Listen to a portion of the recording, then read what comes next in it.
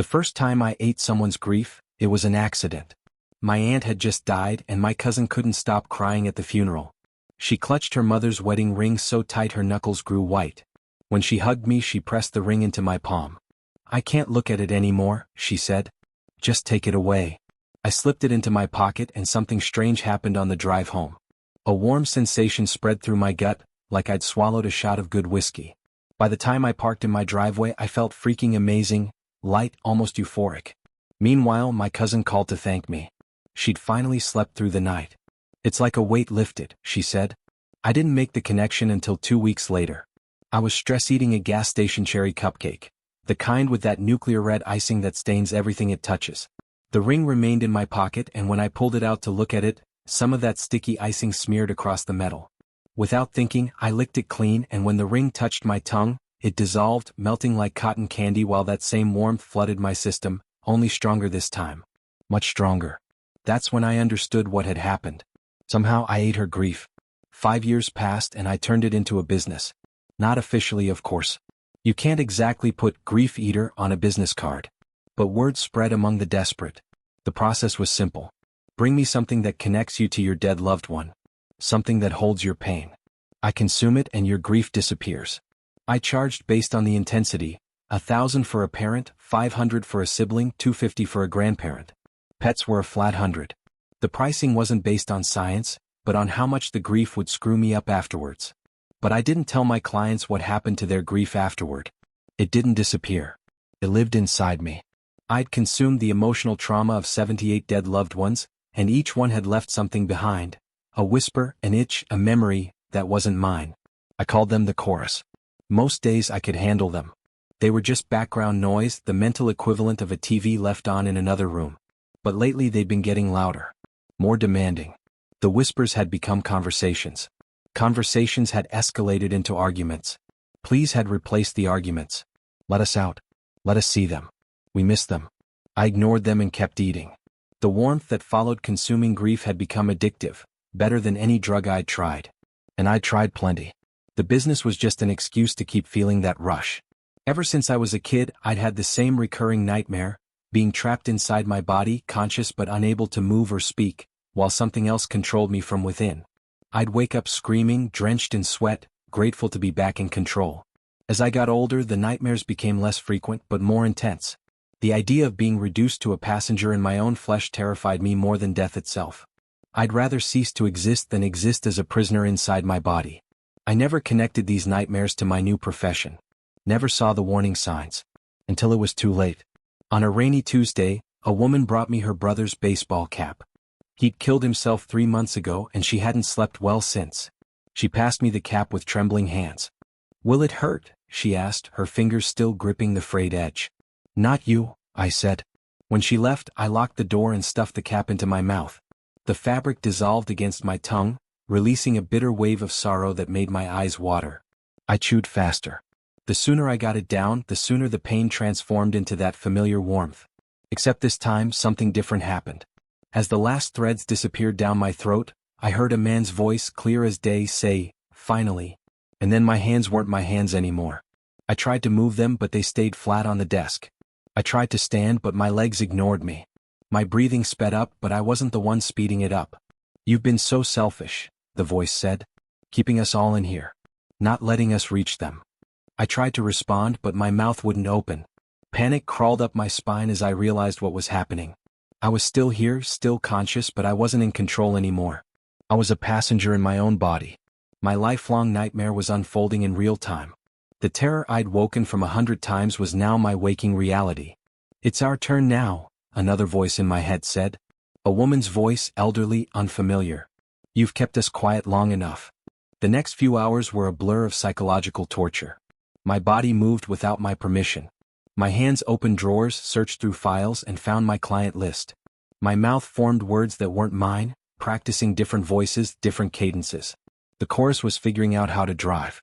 They let me surface just enough to feel the full horror of my situation. I screamed, but they pushed me back down into the darkness.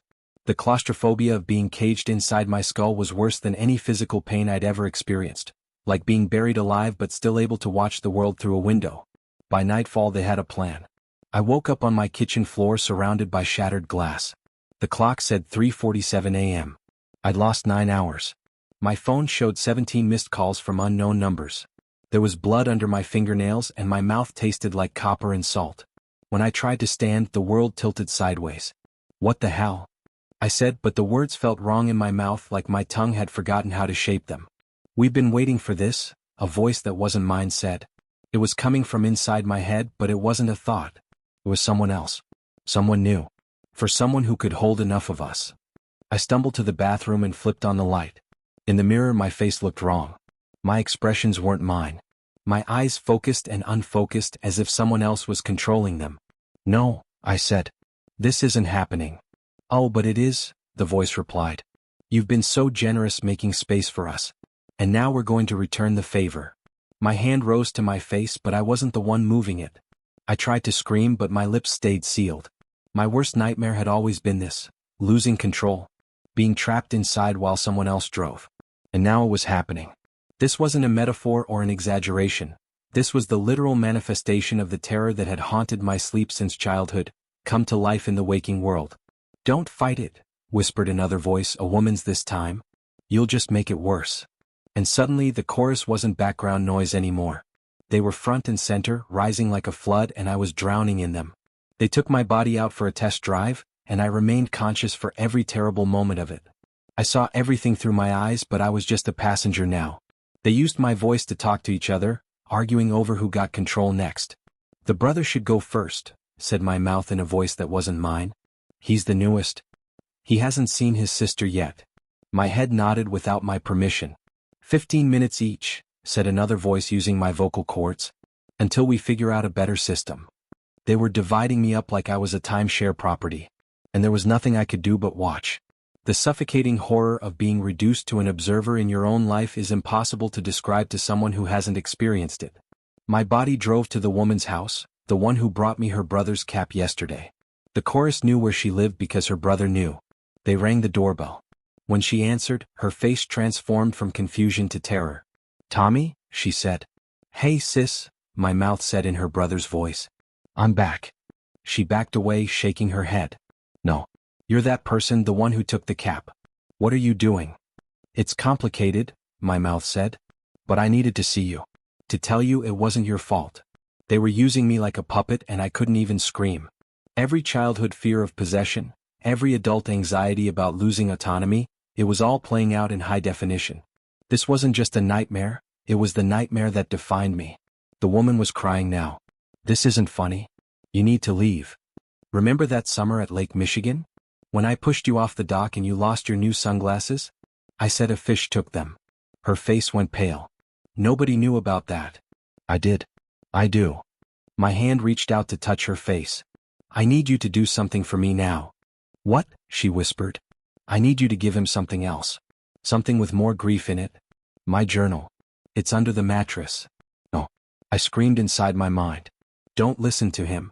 But of course she couldn't hear me. Nobody could. I sat trapped in the passenger seat of my body, watching as they used me to collect more grief, more memories, more souls to add to the chorus. Over the next 3 days they visited 7 of my clients. Each time, the newest member of the chorus took control to convince their loved ones to hand over more grief-soaked items. Some were suspicious, but most were so desperate to believe they were communicating with their dead that they did whatever we asked. The pattern remained the same. My body would show up unannounced. My voice would say things only the dead person could know. My hands would take whatever they offered: journals, photographs, wedding rings, even clothing. And then my mouth would consume them, adding each new voice to the chorus. With each new object I consumed against my will, the chorus grew stronger. I felt myself shrinking, compressed into a smaller and smaller corner of my mind. The nightmare was consuming me, becoming more real with each passing hour. By the 4th day, I only got control for minutes at a time, usually when they were sleeping. During these brief windows I tried everything to fight back: pain, alcohol, even smashing my head against the wall. Nothing worked. They just laughed and took back control, their voices overlapping in a discord of mockery. The only time they let me surface was when they needed me to know something. Like tonight, as my body lay on my bed, staring at the ceiling with eyes that no longer belonged to me. "We're going to the cemetery tomorrow," explained the first voice, my cousin's mother. We've decided it's time to expand our operation. What do you mean? I thought at them. Fresh grief is the sweetest, said another voice. We're going to find those in mourning and offer our services directly. No, I thought. I won't let you. They laughed, a cacophony of unique tones all using my vocal cords. You don't have a choice anymore. You're just the vessel now. And I realized they were right. I'd been so focused on fighting for control that I hadn't considered the alternative. Maybe I couldn't drive anymore, but I could still crash the car. While they debated their plans, I reached deep inside myself, to the place where my own grief lived. Not their grief, mine. The pain I'd been running from my whole life. I found the memory of my father's death, the overdose I discovered when I was 14. My mother's suicide 2 years later. The friend who died in my apartment while I was out buying more drugs for us. All the grief I'd never processed, never acknowledged, never consumed. I pulled it up like poison from a well, and before the chorus realized what I was doing, I turned it on them. Grief is a living thing. It grows, changes, evolves, and when you feed it, it gets stronger. My grief flooded through the mental space the chorus occupied. As the grief-feeding entities touched them, they screamed, entities unfamiliar with grief themselves. They'd only been the echoes, the impressions left behind. Never had they been the source. Stop, they shrieked as my grief engulfed them. You wanted grief, I told them. Here it is. All you can eat. I forced every painful memory through my consciousness. Every loss, every regret, every moment of despair I'd ever experienced. I'd spent my life running from these feelings, but now I embraced them. They were my weapons. The chorus splintered under the assault. Some voices faded altogether. Others fragmented into whispers. A few of the strongest pushed back, trying to regain control, but the assault weakened them. For the first time in days, I moved my hand when I wanted to. I dragged myself to the bathroom, teeth clenched against the battle still raging in my mind. In the mirror, my face was gaunt, eyes bloodshot. I looked like I'd aged a decade. But they were my eyes again. At least for now. This isn't over, hissed one of the remaining voices. We'll wait. We'll grow stronger again. No, I said aloud, my voice hoarse but my own. You won't. I opened the medicine cabinet and removed a pocket knife. The one my grandfather gave me before he died. The one object I'd never consumed despite its grief potential because it was too precious. I put it in my mouth. Cold metal touched my tongue. I bit down, feeling it dissolve. But this time, instead of swallowing the grief, I focused on my grandfather's love. The pride in his eyes when he gave me this knife. How he taught me to whittle. Wonderful memories accompanied the pain. The knife dissolved into a burst of emotion, not just grief but joy, love, pride, nostalgia. And I realized my mistake all these years. Grief? It's not the pain that destroys you. It's all that love suddenly homeless, pounding on your ribcage, demanding somewhere to exist. And by consuming only the pain, I'd been creating these hungry ghosts, these fragments of people composed of sorrow. I opened my mouth, ready to tell them this revelation, but there was no response. The chorus had gone silent. For now, at least. The next morning, I purged my apartment of all the grief objects I'd collected over the years. Not by eating them, I'd never do that again, but by returning them to the families they belonged to. Some people were angry when I showed up at their doors. Others were confused. A few even begged me to take their grief back. I couldn't. I wouldn't. Each returned object lifted a weight from me. With every tearful conversation, every awkward explanation, every apology, the voices in my head grew fainter. Not gone completely, I could still hear them sometimes, especially at night, but more like memories than invaders. I thought of them not as the people they once were, but as wounds that needed healing, both theirs and mine. For the first time in months, I slept without the old nightmare. The terror of being trapped in my own body had lost its power over me, not because it wasn't frightening anymore, but because I'd lived through the real thing and survived. I'd faced my worst fear and come out the other side.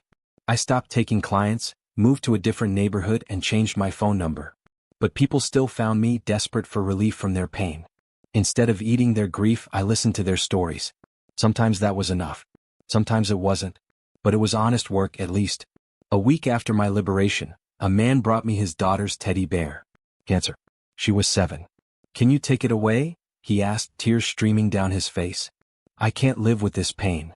I sat with him for hours as he talked about her. Her favorite ice cream flavor. The way she insisted on wearing mismatched socks. How brave she was at the end. Before he left, I told him the truth, that grief is just love with nowhere to go. That the pain he felt was the other side of how much he loved her. That healing doesn't mean forgetting. Keep the bear, I said. She loved it and you loved her. Let it hurt for now. Eventually it'll hurt less, but you'll still have the love. As he walked away clutching the bear, I felt something shift inside me. A few more voices in the chorus faded, replaced by a peaceful silence. I still don't know exactly what I am or how this strange ability works. But I know what I'm not anymore. I'm not a grief eater. I'm just someone who's learning, finally, to digest my own